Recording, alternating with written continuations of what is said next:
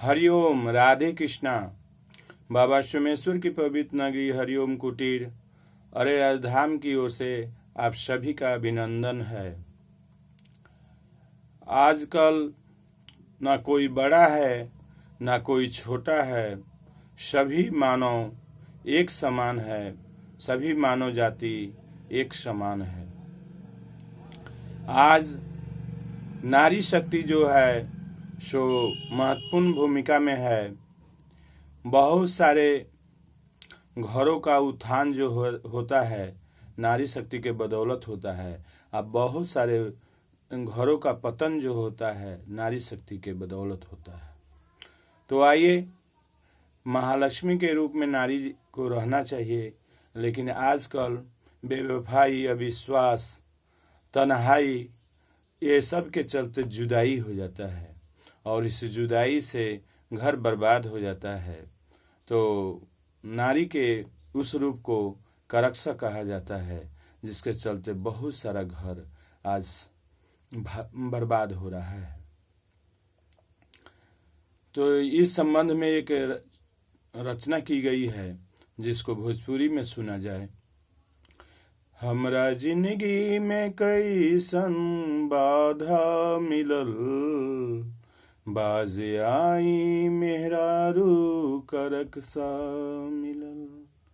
हमरा जिंदगी में कैसन बाधा मिलल, बाज आई मेहरारू करक्सा मिलल। देवर दिल्ली गइलेन, ससुर साधु भइलेन, सास सरग चल गईली, पति देव धरन धैलेन।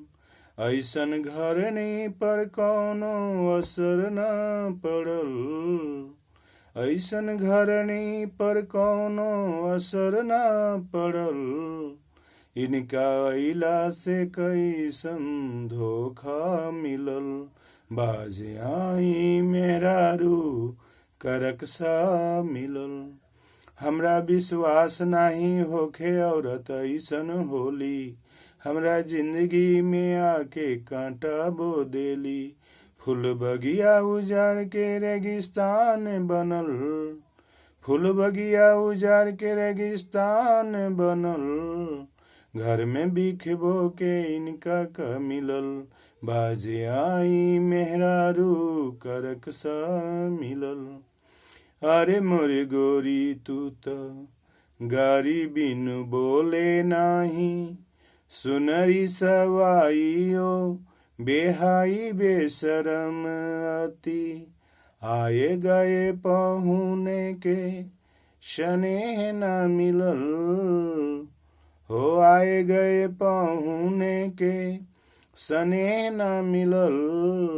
रसिक कमजोर रहे कहवा छुटल, बाज आई मेहरारू करक्सा मिलल, बाज आई मेहरारू करक्सा मिलल। हमरा जिंदगी में कैसन बाधा मिलल, बाज आई मेहरारू करक्सा मिलल। हरिओम, हर हर महादेव।